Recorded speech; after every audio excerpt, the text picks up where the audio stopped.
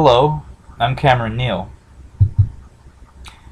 Gun control is the deliberate attempt to remove or limit firearm use. Besides being protected by the Constitution, the right to gun ownership has been part of American culture for centuries. Attempting to curtail the ownership of firearms in the name of controlling violence is ultimately a myopic solution that does not acknowledge the side effects of such a move. Guns are used by Americans often to protect themselves or hunt for food.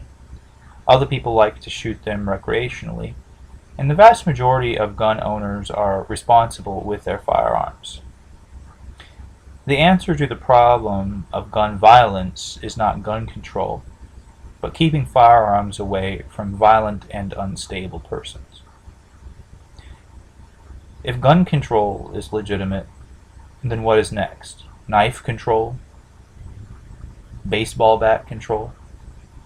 Gun ownership is not the answer to gun violence.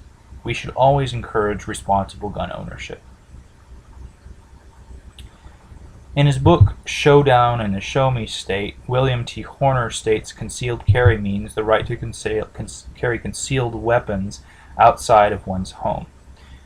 Currently, all 50 states have some form of concealed carry law, either by which a license is or is not required to carry the weapon.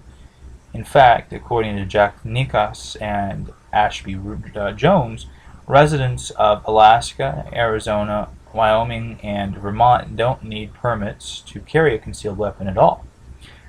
Oftentimes, in this very topic, we who are sympathetic to the gun ownership cause fail to identify what the advantages are to concealed carry laws. Indeed, all people part of self-selecting groups tend to be rigid and assume that all people know what they know about specific topics. So, the premise of concealed carry laws is that public areas of our country, roads, parks, parking lots, and other places like that, are dangerous places, and that citizens have a right, and some would assert an obligation, in fact, to have the requisite and capable means of protecting themselves from violence should they ever unfortunately find themselves victims of it. In his manifesto, Can Gun Control Work?, the gun control advocate and Warren E. Berger Professor of Constitutional Law and the Courts at New York University School of Law, James Jacobs, states that gun control will be difficult, and I argue impossible, actually, in the United States of America because, quote, official efforts to impose change that is resisted by a dominant majority frequently prompt counter-violence. Now, in other words, because so many people in the United States support and very often own guns and are at least moderately passionate about their ownership, it would be extremely difficult to even attempt to impose anything past the most basic of gun strictures. And surely no one would want to risk real and deadly violence to solve only supposedly real violence. Now, I'm by no means asserting that it would be morally justified for pro-gun advocates to shoot their opponents if said opponents try to grab their guns. However, regardless of what I feel are the moral obligations, I fear that the reality is that it is very likely that if any real gun control measures were attempted in this country, it would incite some degree of deadly confrontation, at least at the local level. Many gun control advocates would argue that indeed having at least some extremely basic gun control regulations is better than nothing. In most areas of life, we would say that to have at least a little of what is desired is better than to have nothing. But the more astute of the gun control advocates must seriously ask if their confreres are engaging the rusty bureaucratic monster that is the government is even worth it if only chump change is to be gained for them. According to Lott, most people who are interested in this issue are motivated by the same fundamental basic question, which is, will gun control increase or decrease the number of lives lost. This motivational hypothesis is plausible to believe. Certainly most gun supporters do not support them because they are nice to look at, and certainly most gun control supporters are not against gun ownership because they're scary. The main assertion of those in favor of gun control is essentially that guns cause or create more violence than they solve.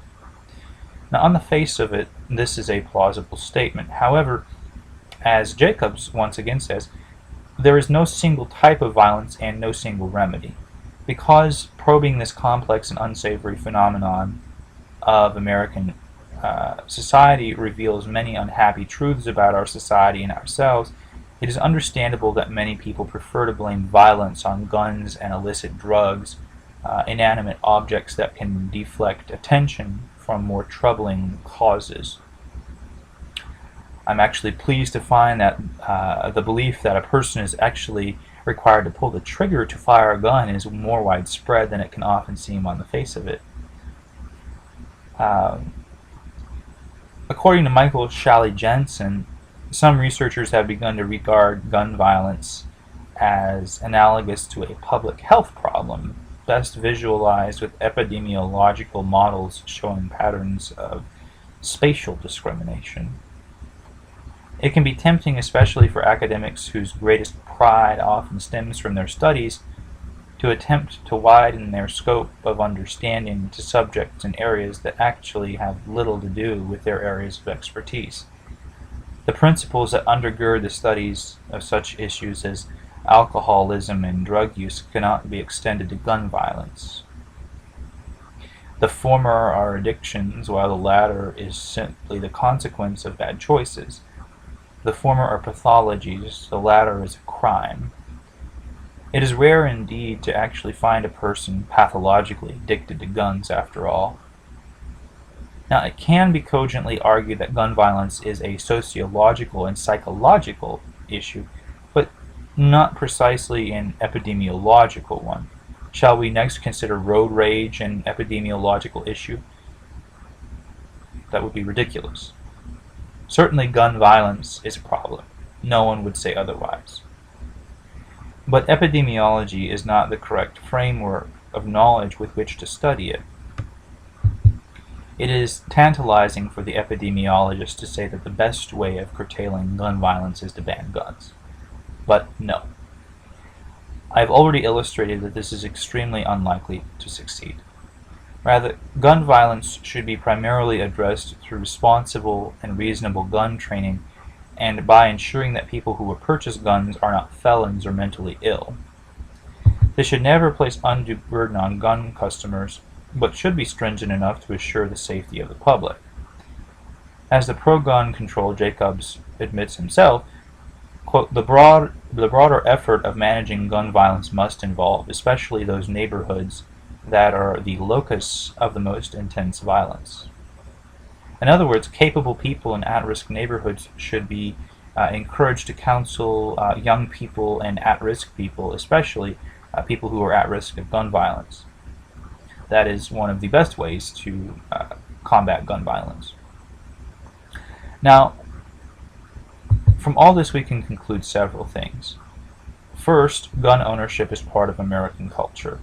Second, it is at best ambiguous as to whether gun control will really cut down on gun violence. And finally, it is clear to see that actually controlling guns in this country is a pipe dream that can only lead to violence, oddly enough. So the answer to gun violence is to keep guns away from dangerous people and not to take them away from everyone else.